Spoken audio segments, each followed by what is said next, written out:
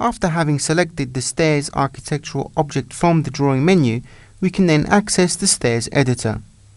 So let's now insert the arc ramp, and as always we can edit various geometrical features directly from the properties toolbox, such as the inclination, the width, the number of risers, the tread lengths, but also the inner radius, the climb direction. At this point, a click on the drawing model links the stairs object to the mouse cursor.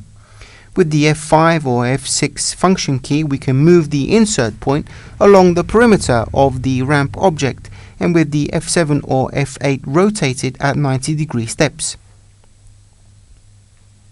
To fix the ramp into position, simply click on the desired insert point, and because the command is still active, we can continue to add further ramps. By selecting the ramp and clicking the central part of the curved side, we can notice these grips here that allow us to edit it directly in floor plan view.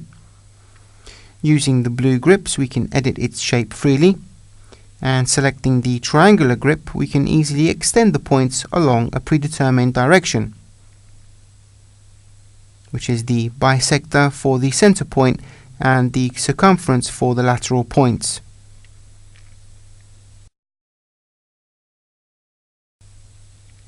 If we select the stairs object in 3D view, we can now change the stairs structure type, whether it be concrete, wooden, steel, the geometric characteristics, and the materials.